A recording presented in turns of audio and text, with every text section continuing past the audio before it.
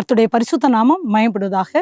இந்த அருமையான நாளிலும் ஷான் மினிஸ்ட்ரிஸ் சார்பிலே கிருபை நேரம் நிகழ்ச்சிக்கு உங்களை வரவேற்பதில் பேரும் மகிழ்ச்சி அடைகிறேன். தேவன் தாமே உங்கள் ஒவ்வொரு பேரையும் அளவில்லாமல் ஆசீர்வதிப்பாராக. நம்ம எல்லாரும் ஆண்டவரை நோக்கி பார்த்து ஜெபிக்கலாமா? ஆம் தகப்பனே, உம்மை ஸ்தோத்திரிக்கிறோம் ஆண்டவரே, நீ நல்லவரப்பா. நீ ராஜாதி ராஜா ஆண்டவரே, உம்மை ஸ்தோத்திரிக்கிறோம். இந்த வானத்தையும் பூமியையும் படைத்தவரப்பா. வானம் அது சிங்காசனம், பூமி உங்களுடைய பாதப்படியப்பா. உங்கள் பிள்ளைங்க உங்களுடைய சமூகத்தில் வந்திருக்கிறோமப்பா. ஒரு விசை ஆண்டவரை எங்களை பரிசுத்தப்படுத்தும்படியா, எங்களை தகுதிப்படுத்தும்படியா உங்களுடைய வார்த்தையில தியானிக்கும் போது ஆண்டவரை கேட்கிற ஒவ்வொரு உள்ளங்களிலும் என் தேவன் வெளிப்படும்படியா, நீர் உங்களுடைய சத்தத்தை தொனிக்க பண்ணும்படியா, சத்தியத்தையும் அறிவீர்கள், சத்தியம் உங்களை விடுதலையாக்கும்னு சொன்னீங்களப்பா. உங்களுடைய வார்த்தை வெளிப்படும்படியா ஏசப்பாவுடைய அன்பு கரத்திலே கொடுத்து நாங்கள் செபிக்கிறோமப்பா. நீர் பொறுப்படுத்திக் கொள்ளும். நீர் மட்டும் மேம்பட்டா போதும் ஆண்டவரை. எங்களை தாழ்த்தி உங்க கரத்திலே கொடுக்கிறோம், பொறுப்படுத்திக் கொள்ளும். ஏசு ரட்சமலாம் ஜெபம் கேளும் நல்ல பிதாவே, ஆமென், ஆமென். மறுபடியும் உங்களை ஷான் மினிஸ்ட்ரிஸ் சார்பிலே வழங்கும் கிருபையின் நிகழ்ச்சி மூலம் உங்களை சந்திப்பதிலே பெரும் மகிழ்ச்சி அடைகிறேன். தேவன் தாமே உங்களை கீழாக்காமல் மேலாக்கி, வாலாக்காமல் தலையாக்கி உங்களை ஆசீர்வதிப்பாராக. இந்த வேளையிலும் கிறிஸ்துவின் சிந்தை என்ற தலைப்பிலே ஒரு சில வசனங்களை நாம் தியானிக்க இருக்கிறோம். கிறிஸ்துவின் சிந்தை நான் பார்க்கும்போது கலாத்தியர் 4ஆம் அதிகாரம் 4-5 வசனத்துல நாம் என்னவாக இருக்கிறோம் அப்படின்னா, அப்பா பிதாவேன்னு கூப்பிடுகிற புத்திர சுவிகாரத்தின் ஆவியே இயேசு கிறிஸ்து நம்முடைய இருதயங்களிலே ஊற்றி இருக்கிறார். பிரியமானோட அவருடைய சிந்தை எல்லாம் என்ன தெரியுமா? அவர் அப்பா, நம்ம பிள்ளைங்க அவர் அப்பா எப்படி இருக்கிறாரோ அப்படிதான் பிள்ளைங்க வாழணும் என்கிறதான் அப்பாவுடைய ஆசை. ஏன்னா பிலிப்பியர் 2ஆம் அதிகாரத்துல நம்ம வாசிக்கிறோம், அடிக்கடியா நம்ம எல்லாரும் வாசிக்கிற ஒரு மிக அருமையான வசனம். பிலிப்பியர் 2ஆம் அதிகாரம் 5ஆம் வசனம். கிறிஸ்து இயேசுவில் இருந்த சிந்தையே உங்களிலும் இருக்க கிடவுது. கிறிஸ்து இயேசுவில் இருந்த சிந்தை. பெருமையானவர்களே, எனக்கு மிகவும் அருமையான தேவ பிள்ளைகளே, இந்த வேளையிலும் உங்களை நோக்கி பார்த்து ஆண்டோடைய சிந்தை நம்மிடத்தில் இருக்கிறதா? மிகவும் பிரியமானவர்களே, ஒரு கணம் சிந்தித்து பார்க்கலாமா? கிறிஸ்து இயேசுவில் இருந்த சிந்தை அப்படின்னா அவர் தன்னையே தாழ்த்தினார். ஆமா, அவருடைய வசனம் என்ன சொல்றதுன்னு சொல்லி ஒரு சில வசனங்களை நம்ம படிக்கலாம். எபேசியர் 2ஆம் அதிகாரம், எபேசியர் 2ஆம் அதிகாரம் நாம் அடிக்கடியா தியானிக்கிறது. 2ஆம் அதிகாரம் 8ஆம் வசனம். கிருபையினாலே விசுவாசத்தை கொண்டு ரட்சிக்கப்பட்டீர்கள், இது உங்களால் உண்டானது அல்ல, இது தேவனுடைய ஈவு. ஆம் பிரியமானவள, இது நம்மால் வந்ததல்ல, அவருடைய சுத்த கிருபைங்க. ஆமா, இந்த பூமியில நம்ம இன்றைக்கு இயேசு பிள்ளைன்னு சொல்றோம்னா அதுக்கு பாக்கியம் கிருபை, அவருடைய கிருபைங்க. கிருபையினாலே விசுவாசத்தை கொண்டு ரட்சிக்கப்பட்டீர்கள்னு சொல்றாரு. அதே வார்த்தையை நம்ம பார்த்தோம்னா எபேசியர் 2ஆம் அதிகாரம் 4ஆம் வசனத்துல இருக்கு. தேவனோ இரக்கத்தில் ஐஸ்வர்யம் உள்ளவராய், அவருடைய இரக்கம் ஐஸ்வர்யங்க, ரொம்ப பெரியதுங்க. இரக்கத்தில் ஐஸ்வர்யம் உள்ளவராய் நம்மில் அன்பு கூர்ந்த தம்முடைய மிகுந்த அன்பினாலே அக்கிரமங்களில் மரித்தவர்களாய் இருந்த நம்மை உயிர்ப்பித்தார். நம்மலாம் அக்கிரமத்துல மரித்து போயிருந்தோங்க. ஆமாங்க, இந்த பரலோராஜ்யத்துக்கு சொந்தக்காரங்கள் ஆக முடியாத அளவுல பாவத்துக்கு மரித்தவங்களா இருந்தோம். ஆகவே நம்மை உயிர்ப்பிக்கும்படியாக அவர் இந்த பூமியில வந்தாருங்க, தன்னையே தாழ்த்தினாருங்க. அவருடைய சிந்தையெல்லாம் நம்ம ரட்சிக்கணும், முழு மனுக்குலத்தையும் மீட்கணும். அவர் சொல்றாரு, மரித்து போயிருந்த நம்ம உயிர்ப்பிக்க வந்தார். அது மட்டும் இல்லைங்க, கிருபையினாலே ரட்சிக்கப்பட்டீர்கள்னு சொல்றாருங்க. ஆம் பிரியமானவர்களே, நம்ம கிருபையினாலே ரட்சிக்கப்பட்டோம். கிருபையினால தான் இன்றைக்கு இயேசு பிள்ளை என்று சொல்லுகிற ஒரு அந்தஸ்தை நம் தேவன் நமக்கு கொடுத்திருக்கிறாருங்க. அந்த கிருபையினால ரட்சிக்கப்பட்ட நாம் ஏசப்பாவுடைய சிந்தையை நாம் அணிந்து கொண்டிருக்கிறோமா அப்படின்னா, அவர் நம்மிடத்தில் ஒரு சில கேள்விகளை கேட்கிறார். இயேசு நம்ம நேசிக்கிறார். அவர் என்ன கேட்கிறார் பார்த்தீங்கன்னா, அவர் சொல்றாரு, எபேசியர் 2ஆம் அதிகாரம் 13ஆம் வசனத்துல, முன்னே தூரமா இருந்த நீங்கள் இப்பொழுது கிறிஸ்து இயேசுக்குள் கிறிஸ்துவின் இரத்தத்தினாலே சமீபமானீர்கள்னு சொல்றாரு. சமீபமானவர்கள் நம்மெல்லாம் அவருக்கு சமீபமாயிட்டோம். அவருடைய ரத்தத்தினால் இப்போ அவருடைய பிள்ளைகளாக இருக்கிறோம். கிருபையினாலே நம்ம ரட்சிக்கப்பட்டிருக்கோம். ஆனா நம்ம அவருக்காக என்ன செய்யறோம்?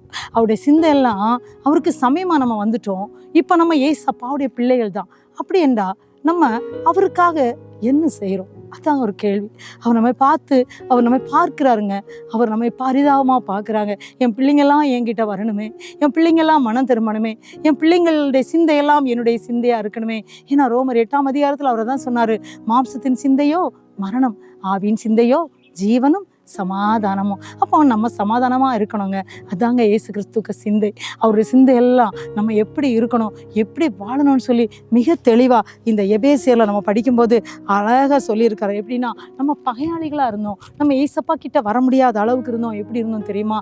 ஏன்னா எபேசியர் 2:14 இருக்கு, எப்படி எனில் அவரே நம்முடைய சமாதானக்காரராகி இருதிரத்தாரையும் உண்டாக்கி பகையாக நின்ற பிரிவினையாகிய நடுச்சுவரை தகர்த்து சட்டதிட்டங்களாகிய நியாயப்பிரமாணத்தை தம்முடைய மாம்சத்தினாலே ஒழித்து இருதிரத்தாரையும் தமக்குள்ளாக ஒரே புதிய மனுஷனாக சிருஷ்டித்து இப்படி சமாதானம் பண்ணி 16ஆம் வசனம் எபேசியர் 2:16 பகையை சிலுவையினால் கொன்று அதனாலே இருதிரத்தாரையும் ஒரே சரீரமாக தேவனுக்கு ஒப்புரவாக்கினார். இன்னைக்கு நம்மளை பாருங்க, அப்பா பிதாவின் கூப்பிடுறதுக்கு ஒரு புத்திர சுவிகாரம் தந்தார். அது எப்படி? இயேசு நமக்காக மரித்ததுனால தாங்க. இன்னைக்கு இயேசுவே நான் அவங்க கிட்ட வர்றோங்க. இல்லை எப்படிங்க வர முடியும்? பழையற்பாட்டு காலத்தை கொஞ்சம் யோசிச்சு பார்க்கலாமே. நியாயப்பிரமாணத்து காலத்துல பரிசுத்தம் இல்லாமல் அவங்கள தரிசிக்க முடியாதுங்க, கிட்ட வரவே முடியாதுங்க. ஆமாங்க. ஆனால் இன்னைக்கு பாருங்க, நம்ம எல்லாரும் இயேசுவேன்னு கூடுறோம்ல. அவர் நமக்காக தன்னையே கொடுத்தாருங்க. அவருடைய ரத்தத்தையே சிந்தினார். நம்ம எல்லாம் அந்த பகைக்குள்ளதான் இருந்தோம். அந்த பகையை நம்ம விட்டு நீக்கினார். அவருடைய சிந்தையெல்லாம் என்ன தெரியுமா? நம்ம சந்தோஷமா இருக்கணும். ஆமாங்க. அதனால தான் அவர் தன்னையே கொடுத்தாரு பாருங்க. அதுல என்ன இருக்குன்னா 17ஆம் வசனம் எபேசியர் 2ஆம் அதிகாரம் 17ஆம் வசனத்துல இருக்கு. அல்லாமலும் அவர் வந்து தூரமாயிருந்த உங்களுக்கும் சமீபமாயிருந்த அவர்களுக்கும் சமாதானத்தை சுவிசேஷமாக அறிவித்தார். அப்போ அவருடைய சிந்தையெல்லாம் என்ன தெரியுமா? சமாதானத்தை சுவிசேஷத்தை மூலமா கொடுக்கணும். அதாங்க இன்னைக்கு நம்மை பார்த்தும் கேட்கிறார். எத்தனை பேருக்கு நம்ம ஆண்டுடைய சுவிசேஷத்தை சொல்லிட்டு இருக்கோங்க. அன்னைக்கு மூடி பிரசங்கியார் ஒரு நாள் கண்டிப்பா ஒரு நபருக்கு இயேசுக்கு அன்பை சொல்லாமலே விட மாட்டாரு. இன்னைக்கு நம்மை பார்த்தோம் ஆண்டவர் எதிர்பார்த்துட்டு இருக்காரு. என்னுடைய பிள்ளைகளுடைய சிந்தையெல்லாம் என்னுடைய சிந்தையாக மாறணுமே, முழு மனுக்களும் என்ன அறியணுமேன்னு சொல்லி நம்ம எல்லாரையும் அவர் பார்க்கிறார். பிரியமானவள, ஒருவேளை இதை கேட்டுக்கொண்டிருக்கின்ற அன்பான தேவ பிள்ளைகள் நினைக்கலாம், நானே வேதனையில் இருக்கிறேன், நானே எவ்வளோ பிரச்சனையில மாட்டிட்டு இருக்கேன், என்னுடைய வாழ்க்கையில சமாதானமே இல்லையே. நீங்க சமாதானத்தை அவர் தந்தாருன்னு சொல்றீங்களே, எனக்கு எப்படிங்க அந்த சமாதானம் வரும்னு சொல்றீங்களா? ஒன்னே ஒண்ணுதாங்க, இயேசுவை நோக்கி பாருங்க. இயேசுவை நோக்கி பார்த்தவங்க எல்லாம் ரட்சிக்கப்பட்டாங்கங்க. அந்த சிலுவையை நோக்கி பார்க்கும்போது, அந்த கல்வாரி சிலுவையை நீங்க நினைச்சு பார்க்கும்போது, நமக்காக அவர் சிந்த ரத்தம், அந்த சிந்தின ரத்தம் இன்றைக்கு முறையாத ரத்தமா இருக்குங்க. நம்ம இப்பவும் இயேசு கிறிஸ்துவை நோக்கி பார்க்கும்போது இயேசு கிறிஸ்துடைய ரத்தம் சகல பாவங்களை நீக்கி நம்மை சுத்திகரிக்கும் பார்க்கிறோம். பிரியமானவள, ஆமாங்க, கிருபையும் சத்தியமும் இயேசு கிறிஸ்து மூலமாய் உண்டாயின. ஆமாங்க, இயேசுனாலதான் இன்னைக்கு நம்ம கிருபையா நின்றுட்டு இருக்கோம். இயேசுவின் மூலமா நம்ம இன்னைக்கு அவர்னாலதான் நம்ம இன்னைக்கு ஆண்டவருக்காக ஓடிட்டு இருக்கோம். அவர் மூலம்தான் நம்ம குடும்பங்கள் இன்னைக்கும் நிக்கிறதுங்க. பிரியமானவள, ஒரு வேளை குடும்பங்களுக்குள்ள பிரச்சனையோடு வீட்டுக்குள்ள ஏதோ ஒரு சமாதான குறைவோடு இருக்கீங்களா? ஆண்டவர் சொல்றாரு, இந்த சுவிசேஷம் நமக்கு சமாதானத்தை கொண்டு வருகிறது. இந்த 66 புஸ்தகங்களும் தேவன் கொடுத்தாருங்க.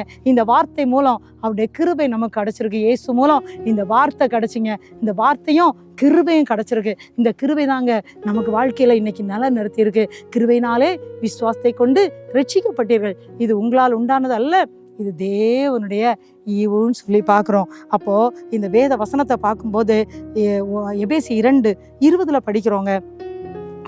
நம்மை குறித்து அவர் சொல்லுகிறார், அப்போஸ்தலர் தீர்க்கதரிசிகள் என்பவருடைய அஸ்திவாரத்தின் மேல் கட்டப்பட்டவர்களுமாய் இருக்கிறீர்கள், அதற்கு இயேசு கிறிஸ்து தாமே மூளைக்கல். இன்னைக்கு அவர் தாங்க மூளைக்கல். ஆனா சபையில எல்லாமே இருக்குங்க, ஆனா இயேசு என்று சொல்லுகிறாங்களா? கொஞ்சம் யோசிச்சு பார்க்கலாமா? இயேசு என்ற பெயரை சொல்லணும் கொஞ்சம் யோசிக்கிறாங்க. ஏன்னா இயேசு என்ற நாமத்துல தாங்க விடுதலை. இயேசு என்று சொன்னாலே கிருபையும் சத்தியம் நம்மகிட்ட இருக்கிறத பார்க்க முடியும். இயேசுன்னு சொன்னாலே அவருடைய சமாதானம் நமக்கு கிடைக்கிறது.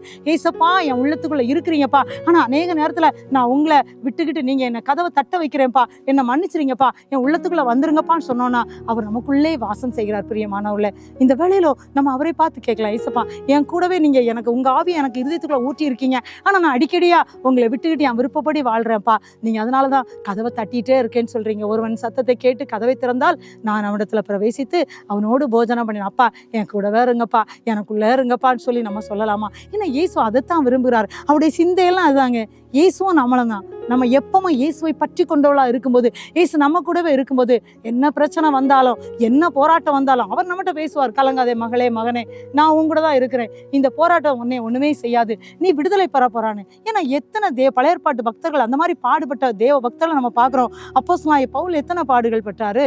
அப்போஸ்தலனாகிய பவுல் முதலாவது கிறிஸ்தவர்களுக்கு விரோதமா இருந்தாரு. ஆனா தேவன் அவரை சந்தித்த போது அவர் தன்னை முழுதுமாக அர்ப்பணித்தார். பவுலாக ஆண்டுடைய ஊழியத்தை அவர் செய்தார். பிரியமானவர்களே, அந்த பவுல் மூலம் எத்தனை அற்புதங்கள் தேவன் செய்தார். அந்த பவுல் நடந்த இடத்துல எல்லாம் அற்புதம் நடந்துச்சு. அவர் போன சபைகளிலெல்லாம் எழுப்புதல், அவருடைய சபைகள் எல்லாம், அவர் போன சபைகள் எல்லாம் உயிர்மீழ்ச்சி அடைந்தது. அநேக சபைகளை நிறுவினார், சபைகளுக்கு கடிதங்கள் எழுதுகிறார், சிறைச்சாலையில் இருந்து கொண்டே எழுதுகிறார். மொத்தம் அந்த 66 புஸ்தகங்களை 14 புஸ்தகங்கள் பவுலடியார் எழுதினதுன்னு சொல்லி நம்ம பார்க்கிறோம். அப்போஸ்தலர் 13-14 அதிகாரத்துல நம்ம பார்க்கும்போது பவுலடிகளார் எப்படி ஊழியம் செய்தார்னு சொல்லி நம்ம மிக தெளிவா பார்க்கலாம். நிறைய ஊழியங்களை நம்ம பார்க்கிறோம். அதுல மிக முக்கியமா 13 அதிகாரத்துல அப்போஸ்தலனாகிய பவுல், ஏன்னா அவர் தேவனுடைய சிந்தையை அறிந்திருந்தார். பிரியமானவர்களே, அவருடைய சிந்தையை அறிந்து கொண்ட போது அவருக்காக ஏதாவது செய்யணும், எல்லா ஜனங்களுக்கும் சமாதானமாக சுவிசேஷம் அறிவிக்கப்படணும் என்கிறது தான் அவருடைய சிந்தையாக மாறினது. பிரியமானவர்களே, அவர் எவ்வளவு போராட்டங்களை சந்தித்த போதிலும் அத்தனை போராட்டங்களையும் அவர் சந்தித்தார். லகுவாக இயேசு கிறிஸ்துவை கொண்டு அவர் எல்லாத்தையும் சந்தித்து முடித்தார். ஆண்டவருக்காக முடிவுரையும் வாழ்ந்தார். இன்றைக்கு அவர் எழுதி வைத்து போன அந்த வார்த்தைகள், இயேசுவை குறித்த வார்த்தைகள், தேவனுக்காக அவர் கொடுத்த அந்த சுவிசேஷங்கள் எல்லாம், அந்த நிரூபங்கள் எல்லாம் இன்றைக்கு நமக்கு மிகவும் பிரயோஜனம் உள்ளவைகளாக இருக்கிறதா பிரியமானவர்களே? கொஞ்சம் சிந்திச்சு பார்ப்போம். இந்த 13 அதிகாரத்துல இந்த பவுலடிகளார் எவ்வளவு பாடுகளின் மத்தியிலையும் இவர் என்ன செய்தான்னு சொல்லி பார்க்குறோம். அநேக நேரத்தில் நமக்கு ஒரு பிரச்சனைகள், போராட்டங்கள், கஷ்டம், கண்ணீர், கவலைகள் வந்தபோது, ஆண்டவரே என்னை கைவிட்டுட்டீங்களாப்பா, அப்பா நீங்கள் கிருபையினால் என்னை ரட்சித்தீங்களாப்பா, நான் ஏன்ப்பா இந்த பாடுகளில் இருக்கிறேன்னு சொல்லி ஒருவேளை இதை கேட்டுக்கொண்டிருக்கின்ற தேவ பிள்ளைகளாகிய நீங்கள் இந்த வேளையில் அங்கலாய்த்து கொண்டிருக்கலாம். பிரியமானவளே, இந்த பவுலடிகளாரை பாருங்க. இந்த 13ஆம் நிருபத்தில் அவங்க எல்லாம் கைகளை வைத்து ஜெபிக்கிறாங்க. பாருங்க பவுல் எப்படி அந்த இடத்துல ஜெபித்து அனுப்பப்படுகிறான்னு சொல்லி அப்போஸ்தலர் 13 அதிகாரத்தில் அந்தியோகியா பட்டணத்தில் உள்ள சபையில் அவங்க யாரெல்லாம், பர்னபா, சிமியோன் அண்டு லூகி, கார்பக்கு தேசாதிபதியோடு ஏரோதுடைய வளர்க்கப்பட்ட மனாயின், சவுல் மற்றும் தீர்க்கதரிசிகள் அண்டு போதர்கள் இவங்கெல்லாம் சேர்ந்து கையை வைத்து ஜெபிக்கிறாங்க. அவர்கள் கர்த்தருக்கு ஆராதனை செய்து உபவாசித்து ஜெபித்து கொண்டிருக்கும் போது அவங்க என்ன பண்றாங்க, பர்னபாயும் சவுலையும் தேவன் அழைத்த ஊழியத்துக்காக அவர்களை அனுப்பிவிடுங்கள்னு சொல்லி அவர்கள் உபவாசித்து ஜெபம் பண்ணி அவர்கள் மேல் கைகளை வைத்து அவர்களை அனுப்பினார்கள். அப்போ அவங்க பரிசுத்தாவினால், அதில் என்ன போட்டிருக்கு, பரிசுத்தாவினால் அவங்க அனுப்பப்பட்டார்கள்னு சொல்லி போட்டிருக்கு நம்முடைய வேத புஸ்தகத்தில். நீங்கள் அப்போஸ்தலர் பவுல் அப்போஸ்தலர் பிரயாணம் பண்ணின அப்போஸ்தலரின் பயணங்கள்னு சொல்லி இந்த வேத புஸ்தகத்தில் நீங்கள் பார்த்தீங்கன்னா இப்படி ஒரு படம் இருக்கும். பிரியமானவர்களே, இந்த படத்தை நீங்கள் பார்த்தீங்கன்னா இந்த படத்தில் மிக தெளிவாக அப்போஸ்தலனாகிய பவுல் எவ்வளோ கஷ்டப்பட்டு கப்பலேறி போகிறாருங்க. இன்னைக்கு ஃப்ளைட்டில் போகிறதுக்கு வாய்ப்பு தந்திருக்காரு, பஸ்ஸு, காரு, 2 வீலர் எல்லாத்துலேயும் போகிறோம்ல. அந்த நாட்களில் எவ்வளவு கடினம் தெரியுமா? அப்போ அந்த கடினமான நாட்கள்லையும் இயேசு கிறிஸ்துவினுடைய சிந்தையை அறிந்து கொண்ட இந்த பவுல் அடிகளார் மிக கடினமாக பாருங்க அந்த கப்பலேறி அவர் எங்கே போனார் அப்படின்னு சொல்லி இந்த வேதத்தில் நீங்கள் பார்த்தீங்கன்னா தெளிவாக இருக்குது. பாருங்க, அப்போஸ்தலர் 13ஆம் அதிகாரம் 4ஆம் வசனத்தில் முதல்ல செலூக்கியா பட்டணத்தில் வர்றாங்க, அப்புறம் கப்பலேறி சீப்ரு தீவுக்கு போகிறாங்க, அப்புறம் சாலமி பட்டணத்தில் வர்றாங்க. அங்கே போய் யூதருடைய ஜெபாலயங்களில் பிரசங்கிக்கிறாங்க. எப்படிங்க முடியும்? இயேசு அப்போதாங்க சிலுவையில் அறிந்திருக்காங்க, எல்லாரும் பயந்துட்டு இருக்காங்க. ஆனால் இவங்க பயப்படவே இல்லை. யூதருடைய ஜெபாலயங்களில் போய் பிரசங்கிப்பது அப்போது மிக கடினம். பிரியமானவர்களே, நீங்கள் யாராக இருந்தாலும் சரி இந்த வேதத்தை கேட்டுக்கொண்டிருக்கிறீங்க, ஆண்டவருடைய சிந்தை என்ன தெரியுமா? தேவனுடைய சுவிசேஷத்தை அறிந்து கொண்ட நாம் மற்றவர்களுக்கு அதை அறிவிப்பது தாங்க. அறியாத தேவ பிள்ளைக்கு சொல்லும்போது அவர்களும் சமாதானம் அடைவார்கள் அல்லவா? அந்த நெருக்கத்தை எல்லாம் தேவன் மாற்றுவாருங்க. இவங்க யூதருடைய ஜெபாலயத்தில் போய் அவர்கள் பிரசங்கித்தாங்கன்னு சொல்லி பார்க்கும்போது ரொம்ப ஆச்சரியமா இருந்து, அந்த பவுலுடைய சிந்தை என்னவா இருந்துச்சு? இயேசு கிறிஸ்துடைய சிந்தையா இருந்துச்சு. ஏன்னா இயேசு அந்த சமாதானத்தை சுவிசேஷத்தின் மூலம் அறிவித்தாரே, அதே சுவிசேஷத்தை the whole வேர்ல்டுக்கும் அந்த சமாதானம் வர வேண்டுமானால் இந்த சுவிசேஷம் எல்லாருடைய காதுகளிலும் தொனிக்கணும். பிரியமானவர்களே, உலகம் ஃபுல்லாக நல்லா இருக்கணும், முழு மனுக்களும் மகிழ்ச்சியாக இருக்கணும். அதுதானே ஏசப்பாவுடைய சிந்தைங்க. அதைத்தான் பவுல் செய்தார். அடுத்து என்ன பண்ணாருன்னா, அவர் பாப்பப்பட்டினத்தில் தீவுல வர்றாரு. அந்த தீவுல வரும்போது என்ன நடந்துச்சு? பர்யேசு என்று சொல்லப்படுகின்ற ஒரு மாய வித்தைக்காரனாகிய ஒரு கள்ள தீர்க்கதரிசி ஆகிய ஒரு யூதன் அப்படின்னு போட்டிருக்கு பாருங்க. அவங்க அப்படி போகும்போது அங்கே என்ன நடந்துச்சு? செர்கியு பவுல் என்கின்ற ஒரு விவேகமுள்ள மனுஷனாகிய ஒரு அதிபதிக்கு இவர் அவரோடு கூட இருந்தார் பாருங்க. அப்ப என்ன நடந்துச்சு அப்படின்னா, பவுலடிகளார் இப்போ செர்கியு பவுல் வந்து கூப்பிட்டு பவுலடிகளாரிடம் தேவ வசனத்தை எனக்கு சொல்லுங்கன்றார். ஏன்னா அவர் சமாதானமற்றவரா இருக்கிறாரு.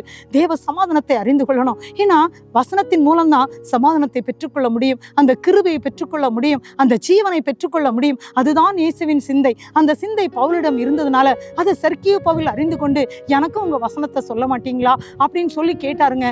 இதை தடுப்பதற்காக இந்த கள்ள தீர்க்கதரிசியாகிய பர்யேசு என்பவன் அவன் அதை திசை திருப்புகிறான். அவனுடைய பேர் இன்னொரு பேர் எலிமா. அவன் திசை திருப்பும்படி அவன் அங்கே செயல்படுகிறான். இதை பார்த்தாரு பவுல் என்ன செய்தார் தெரியுமா? பரிசுத்தாவினால் நிறைந்து அவனை உற்று பார்த்து சொல்லுகிறாருங்க. அப்போஸ்தலர் 13:10 அதிகாரம், எல்லா கபடமும் எல்லா பொல்லாங்கும் நிறைந்தவனே, பிசாசின் மகனே, நீதிக்கெல்லாம் பகஞ்சனே, கர்த்தருடைய செம்மையான வழிகளை புரட்டுவதில் ஓய மாட்டோயோ என்று சொன்னது மட்டும் இல்ல, இதோ 11ஆம் வசனம் அப்போஸ்தலர் 13:11, இதோ இப்பொழுதே கர்த்தருடைய கை உன்மேல் வந்திருக்கிறது அப்படி சொல்லி ஒரு சில வார்த்தைகளை சொல்றாரு. சொன்ன உடனே அவருடைய கண் மங்கலாயிற்று, இருள் அடைந்தது. அவன் கையிலாக கொடுக்கிறவளை தேடினான். பிரியமானவளே, நாம் இதிலிருந்து தெரிந்து கொள்வது என்னவென்றால், நம்ம யாரையும் சபிக்க வேண்டாம். ஏன்னா ஆண்டவர் சொன்னாரு, அவர் யாரையும் சபிக்க அவர் விரும்பல, ஆசீர்வதிக்கிறவளை தான் ஆசீர்வதிப்பேன்னு சொன்னாரு. நாம் சபிப்பதற்கு தேவன் சொல்லல. ஆனா அவர் தைரியமா பேசினதுனால அந்த செர்கியூ பவுல் மனம் திரும்பினார். பிரியமானவளே, அதுல நாம் புரிந்து கொள்வது என்னவென்றால், தேவனுடைய சிந்தையை நாம் அறிந்து கொள்ளும் போது, இப்படிப்பட்ட போராட்டங்கள் வரும்போது தைரியமாக சுவிசேஷத்தை சொல்ல முடியும். அப்ப அவருடைய அன்பை சொல்லும் போது அங்கே நடந்தது என்ன? அந்த செர்கியூ பவுல் முழுதுமாக தன்னை கர்த்தருக்கு அர்ப்பணித்தார் என்று பார்க்கிறோம். பிரியமானவளே, அங்க நடந்ததை கண்டு அப்ப என்ன நடந்துச்சு?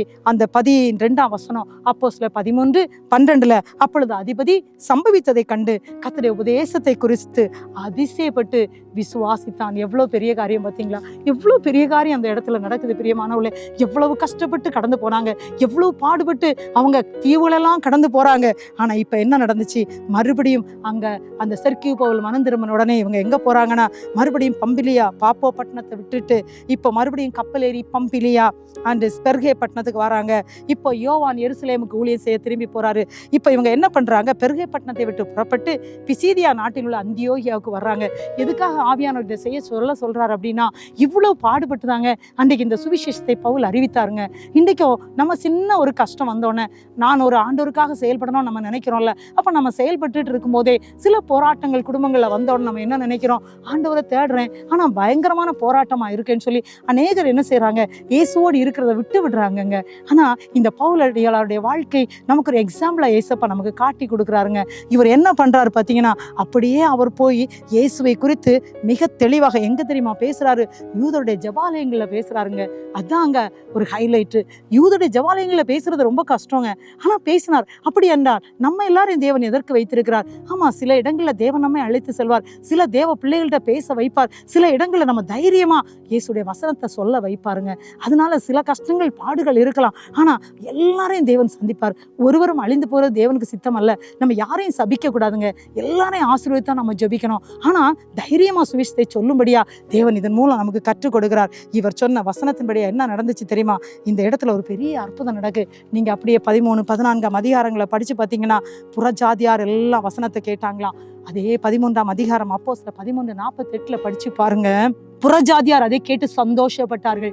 இயேசுவை அறியாதவர்கள் பவுல் சொன்ன தேவ வசனத்தை, அந்த சமாதானத்தின் வார்த்தைகளை, இயேசுடைய சிந்தையை புறஜாதியாரும் அறிந்து கொண்டாங்க. அது மட்டும் இல்லையா, தேவனை மகிமைப்படுத்தினாங்களாம். அவர்கள் இயேசுவை விசுவாசித்தார்களாம். பிரியமானவர்களே, இதை கேட்டுக்கொண்டிருக்கின்ற தேவ பிள்ளைகளே, இயேசு கிறிஸ்துடைய சிந்தையை நாம் இன்னும் அறிந்தோமானால், எப்படி பவுலடிகளார் தன்னையே அர்ப்பணித்து ஆண்டவருக்காக அந்த பாடுகளின் மத்தியிலும் சுவிசேஷத்தை சொன்னாரோ, அதை நம்மால் செய்ய முடியும். பிரியமானவர்களே, எல்லாரும் அந்த சமாதானத்தை பெற்றுக்கொண்டா முழு உலகத்திலும் சந்தோஷம் வரும் அல்லவா? அதுதானே நம் இயேசு கிறிஸ்துடைய சிந்தை. பிரியமானவர்களே, இங்க பாத்தீங்கன்னா என்ன இருக்கு அப்படின்னா, நித்திய ஜீவனுக்கு நியமிக்கப்பட்டவர்கள் யாரெல்லாம் நியமிக்கப்பட்டிருக்கிறார்களோ அவர்கள் எல்லாரும் விசுவாசித்தார்கள். ஒருவேளை நம்ம சொல்லாம விட்டுட்டோம்னா, நித்திய ஜீவனுக்கு என்று தெரிந்து கொள்ளப்பட்டவர்கள் விசுவாசிக்காம போயிடக்கூடாதே. பிரியமானவர்களே, எல்லாரும் இயேசப்பா நேசிக்கிறாங்களே, எல்லாரும் பரலோகராஜ்யத்துக்கு வரணுமே, எல்லாருக்கும் அந்த சந்தோஷம் வேண்டுமே, அதுதானே இயேசப்பாவுடைய சித்தம். பிரியமானவர்களே, அதை உணர்ந்து கொள்வோமா? நீங்க ஆனாலும் சரி, ஒரு வேளை வேதனையோடு இதை கேட்டுக்கொண்டிருக்கலாம், ஒருவேளை துக்கத்தோடு துயரத்தோடு கேட்டுக்கொண்டிருக்கலாம். பிரியமானவர்களே, இந்த சுவிசேஷம் இப்பொழுது உங்களுடைய வீட்டிற்கு,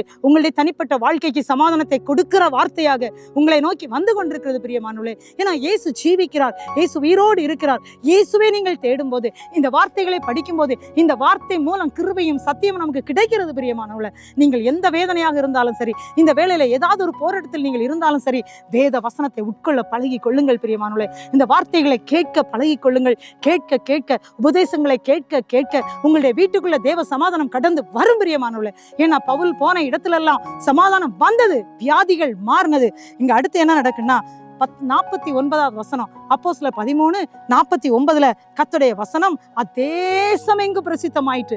பாருங்க, முதலாவது தனிநபருக்கு சொன்னாங்க, அடுத்தது போய் சபைகளில் பேசினாங்க, அடுத்தது அந்த பட்டணத்தில் உள்ள தேவன் அறியாத தேவ பிள்ளைகள் கேட்டாங்க, அடுத்தது அந்த தேசம் எங்கும் இந்த சமாதானத்தின் சுவிசேஷம் அங்க பிரசங்கிக்கப்பட்டது, ஏற்றுக்கொண்டாங்க. அப்ப கர்த்தருடைய சித்தம், அவருடைய சிந்தை அறிந்த பவுல் செய்தது. ஆமாங்க, சுவிசேஷத்தை எல்லாரும் அறியணும், வார்த்தை எல்லாருக்கும் கிடைக்கணும், எல்லார் வீடுகளும் சமாதானமா இருக்கணும், எல்லாரும் ஆவியின் சிந்தையா இருக்கணும், மரண சிந்தை, அந்த மாம்ச சிந்தையில இருந்த மரணம் தாங்க, அது வேண்டாங்க. அதுதாங்க ஏசப்பா ரொம்ப ரொம்ப விரும்புறாரு. அதனால இந்த சுவிசேஷம் உலகமெங்கும் பிரசங்கப்படும் அப்படின்னு சொன்னாரு. அதான் நம்ம பார்த்து என்ன சொன்னாரு, சுவிசேஷத்தை அறிவியாதிருந்தால் உனக்கு ஐயோன்னு சொன்னாரு. அப்போ தேவ பிள்ளைகளாகிய இருக்கின்ற நம்ம ஒவ்வொரு பேரும் இந்த சுவிசேஷத்தை, இந்த சமாதானத்தை மற்றவர்களுக்கு ஷேர் பண்ணணுங்க. அவங்கள்ட்ட பேசணும் ஒரு வார்த்தையாவது. ஏன்னா யாரையும் நாம் சபிக்க வேண்டாம், எல்லாரையும் ஆசீர்வதித்து ஜெபிக்க தான் நம்ம வந்திருக்கிறோம் பிரியமானவர்களே. அடுத்து அவர் என்ன செய்தார் தெரியும் பார்த்தீங்கன்னா, 52ஆம் வசனம், அந்த அப்போஸ்தலர் 13:52 சீஷர்கள் சந்தோஷத்தினாலும் பரிசுத்த ஆவியினாலும் நிரப்பப்பட்டார்கள் சொல்லி, அடுத்து அப்போஸ்தலர் 14வது அதிகாரம் 21ஆம் வசனத்தை நீங்க பார்த்தீங்கன்னா, அவர்கள் சுவிசேஷத்தை பிரசங்கித்து அநேகரை சீஷராக்கி, ஆண்டவர் சொன்னார்ல, நீங்கள் உலகமெங்கும் புறப்பட்டு போய் என்ன செய்தார், சீஷராக்கி பிதா குமாரன் பரிசுத்த ஆவியினாலே உங்களுக்கு ஞானஸ்நானம் கொடுங்கன்னு சொன்னார்ல. இப்போ சீஷராக்குறாங்க. அடுத்த பணி சீஷராக்குறாங்க. 22வது வசனம் அப்போஸ்தலர் 14:22 சீஷருடைய மனதை திடப்படுத்தி அவங்க என்ன சொல்றாங்க, விசுவாசத்திலே நீங்க நிலைச்சு நின்னீங்கன்னா பரலோக ராஜ்யத்துல பிரவேசிப்பீங்கன்னு சொன்னாங்க. பிரியமானவர்களே, இதை கேட்டுக்கொண்டிருக்கின்ற அன்பான தேவ பிள்ளைகளே, விசுவாசத்துல நிலைத்து நிற்கும் போது நம்ம எல்லாரையும் தேவன் பரலோக ராஜ்யத்துக்கு சொந்தக்காரர்களாக மாற்றுகிறார். பிரியமானவர்களே, நம்ம எல்லாரையும் தேவன் என்ன செய்யறாரு, நேசிக்கிறார், ஆசீர்வதிக்கிறார், உங்கள் குறைவுகளை எல்லாம் மாற்றுகிறார். இயேசு பார்த்தீங்களா, இயேசு எப்போதும் நேசிக்கிறாருங்க. அதனாலதான் இந்த டிவி மூலமா நீங்க இப்ப கேட்டுக்கொண்டிருக்கின்ற பிள்ளைகள் யாரானாலும் சரி, உங்கள் குடும்பங்களுக்குள்ள இன்றைக்கு அந்த தெய்வீக சமாதானம், அந்த தெய்வீக சந்தோஷம் இதை கேட்கிற வேளையில உங்கள் வீட்டுக்குள் வரும். பிரியமானவர்களே, நீங்கள் இது செக் பண்ணி பாருங்க. இந்த வசனத்தை நீங்க கேட்டு முடிச்சோன்னே, ஜோமணி முடிச்சோன்னே, உங்க வீட்டுக்குள்ள எந்தெந்த காரியத்துல குறைவுகள் இருந்தீங்களோ அந்த குறைவுகள் மாறுவதை நீங்க கண்டிப்பா உணர்வீங்க. பிரியமானவர்களே, தேவன் அதை செய்வார். அடுத்து என்ன செய்தாங்க, 23ஆம் வசனம் அப்போஸ்தலர் 14:23 மூப்பர்களை ஏற்படுத்தினாங்க. இதெல்லாம் இயேசுவுடைய சிந்தை தாங்க. தனி மனிதனுக்கு சுவிசேஷம், புறஜாதியாருக்கு சுவிசேஷம், தேவனை அறியாத ஜாதிகளுக்கு சுவிசேஷம், பட்டணங்களுக்கு சுவிசேஷம். அது மட்டும் இல்ல, சீஷர்களை ஏற்படுத்தினாங்க. சீஷர்களுக்கு திடமா இருங்கன்னு சொல்லி விசுவாசத்துல காத்திருக்கும்படி சொன்னாங்க. இப்ப என்ன செய்தாங்க, சபைகள்ல போய் மூப்பர்களை ஏற்படுத்தி அவர்கள் உபவாசித்து ஜெபித்து, அது மட்டும் இல்ல, அவர்கள் தேவன் மேல விசுவாசித்து பற்றி கொண்ட கர்த்தருக்கு தங்களை அர்ப்பணித்தார்கள் அப்படின்னு சொல்லி வேதத்துல பார்க்குறோம், ஒப்புவித்தார்கள்னு.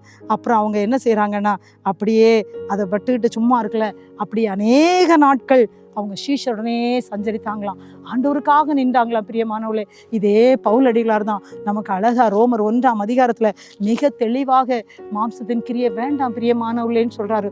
ரோமர் 8ஆம் அதிகாரத்துல மாம்சத்தின் சிந்தை என்ன அப்படின்னா மரணம், ஆவின் சிந்தையோ ஜீவனும் சமாதானம் சொல்லி ரோமர் 8ஆம் அதிகாரம் ஃபுல்லா படிச்சு பாருங்க.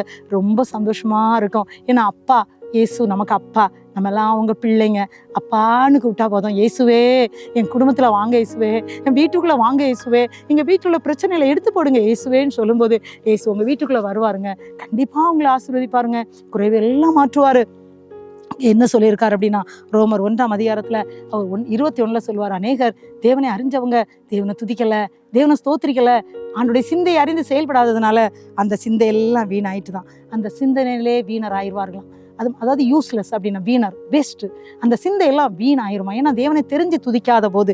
அது மட்டும் இல்லை, அந்த உணர்வில்லாத அவளுடைய இருதயம் இருளடைஞ்சிருமா, உணர்வே இருக்காதான், அவங்க இருதயத்தில் உணர்வே இருக்காதான். அது மட்டும் இல்லைங்க, 28 பார்த்தீங்கன்னா, தேவனை அறியும் அறிவை பற்றி கொண்டிருக்க அவர்களுக்கு மனதில்லாதிருந்தபடியினால் தகாதவிலை செய்யும்படி தேவன் அவர்களை கேடான சிந்தைக்கு ஒப்பு கொடுத்துட்டாராம். அநேக நேரங்களில் நம்ம அப்படியே விழுந்துருவோம் பாருங்க, ஆண்டுடைய காரியங்களை செய்ய மாட்டோம். அதனால என்ன செய்யறோம்னா, கேடான சிந்தையில நம்ம விழுந்து போயிடுறோம் பாருங்க. ஸோ அந்த சிந்தைக்குள்ள விழுந்துடுறோம். ஏன்னா அப்படியே தப்பு செய்து அநேகர் இன்னைக்கு வாழ்கிறதுனால ஆண்டவர் கொடுத்த அவருடைய சிந்தையை மறந்துடுறாங்க, ஆண்டவர் கொடுத்த சமாதானத்தை மறந்துடுறாங்க, ஆண்டவர் கொடுத்த ஆசீர்வாதத்தை மறந்துடுறாங்க.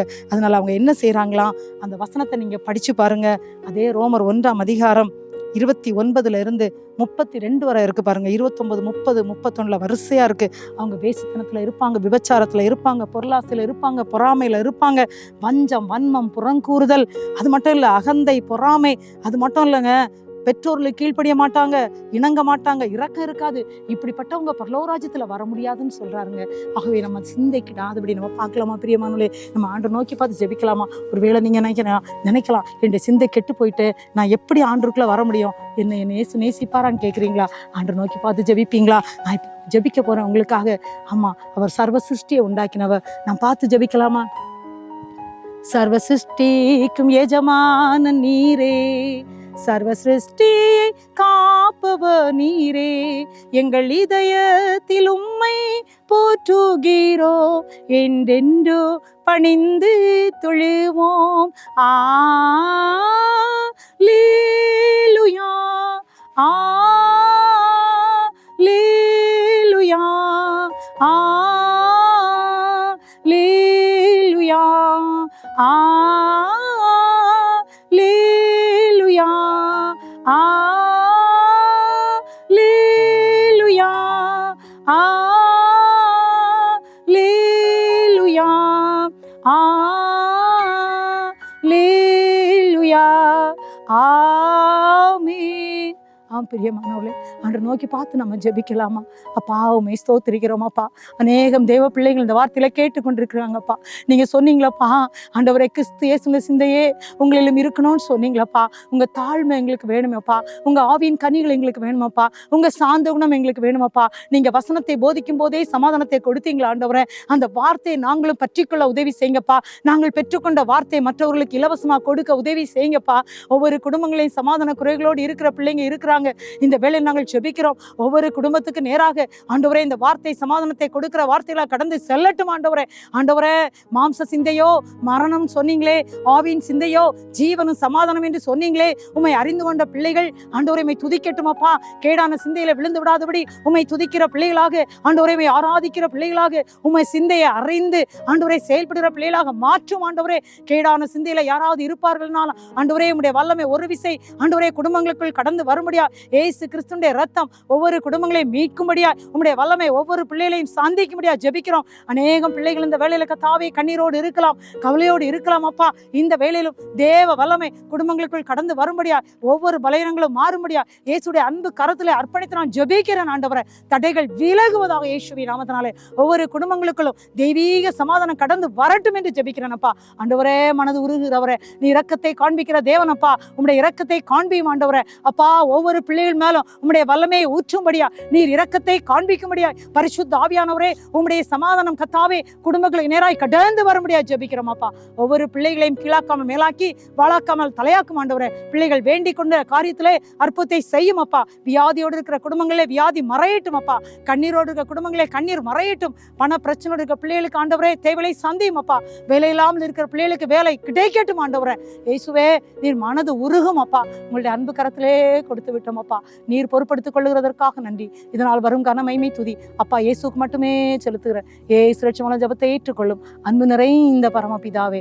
ஆமேன், ஆமேன். என் ஆத்மாவே கர்த்தரை ஸ்தோத்திரி, என் முழுமே அவருடைய பரிசுத்த நாமத்தை ஸ்தோத்திரி. என் ஆத்மாவே கர்த்தரை ஸ்தோத்திரி, கர்த்தர் செய்த சகல உபகாரங்களை மறவாதே. ஆமேன், ஆமேன். தேவன் தாமே உங்கள் ஒவ்வொரு பேரையும் ஆசீர்வதிப்பாராக. தேவனுடைய சமாதானம் உங்களோடு இருப்பதாக. கர்த்தருடைய சிந்தையிலே வாழுங்கள். தேவன் அப்படியே உங்களை ஆசீர்வதிப்பார். ஆமென், ஆமென்.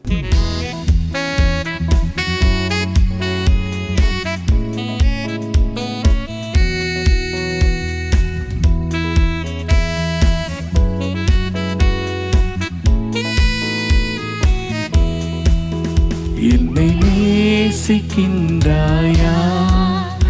என்னை நேசிக்கின்றாயா.